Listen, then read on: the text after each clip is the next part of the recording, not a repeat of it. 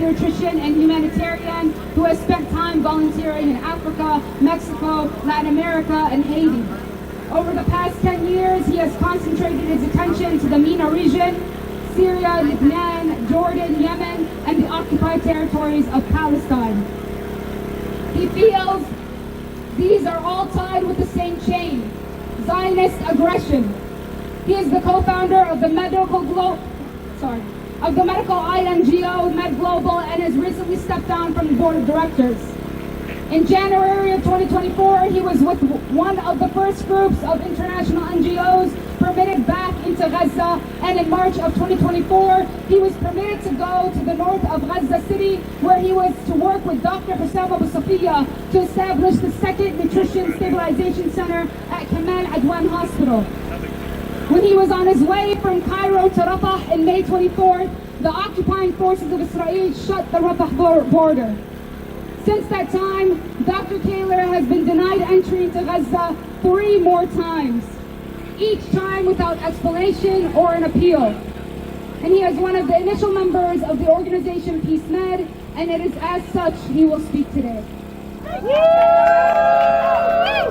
Thank you so much.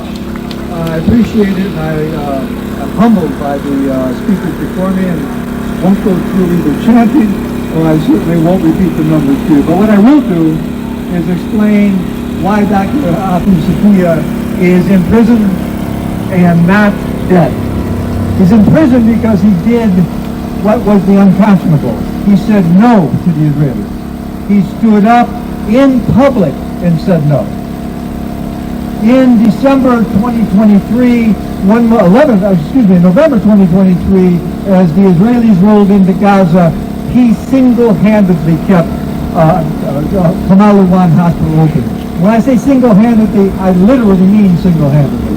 Shifa Hospital, which is the tertiary care hospital, and its sister hospital, Kamal Adwan, was held under siege until December, and then all of the healthcare workers were forced to go south. They were all forced to go south. Our team went south. Dr. Abu Safiya is our lead physician. I happened to meet him in 2019 in a much better time. He refused.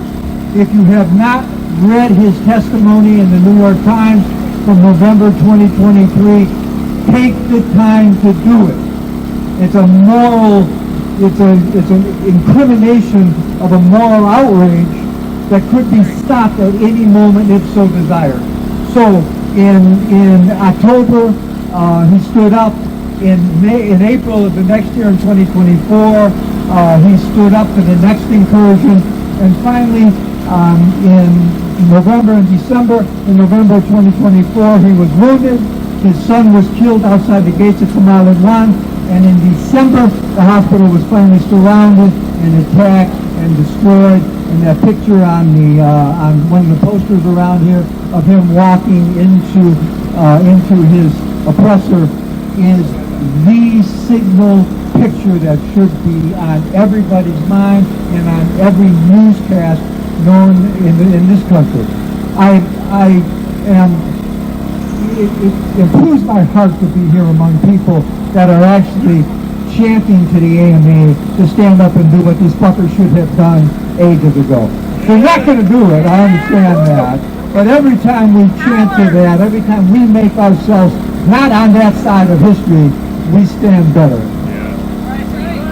There is going to be, he has been put in, there's no question he's been put into solitary confinement.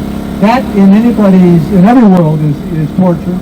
Dr. Abu Safiya is a little bit bigger than me, and I asked him when I met him in the north in March of 2024, he has for those who don't know, he could have left at any time he wants. He has another passport, he and his family could have gone.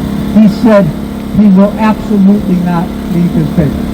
If his patients can't leave, and that, by the way, is one of the things that make this crisis worse than all the others, 100% of the population is affected by this. 100%. Nobody is sick. There's no safe area, and there's nobody not affected. That's one of the things. And the other thing is what you don't see here, and what you haven't seen, unlike Venezuela and other places, there is no Palestinian refugee crisis. They can't get out. the thousands that have been able to get out for medical or whatever, remember there's 2 million people in it. So they can't get out. 100% effective, no one can leave. So, the outcome of this doesn't look good, but we want to continue at all moments to try to make this better. And if for a second you think this is only there, and we come out very bravely to argue we're there, think for a second. 4 blocks to your south stands the Art Institute. Professor of Art Therapy was suspended in April of this year for putting together a course curriculum that, God forbid, in art therapy actually posited as a study what would happen to a Palestinian woman ill. So that's 4 blocks from here. And if you think the physical can't happen here, go now to New Jersey. Go to the ICE detention center in New Jersey and ask if it's happening. Go to any ICE detention center in Texas and see. You won't be able to see because they won't let you in. But see the torture that goes on.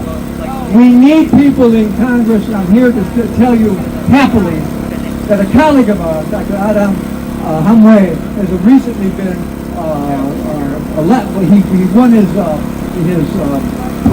primary in New Jersey, and he will be a strong advocate for all of us once he gets in. So thank you very much. Appreciate it.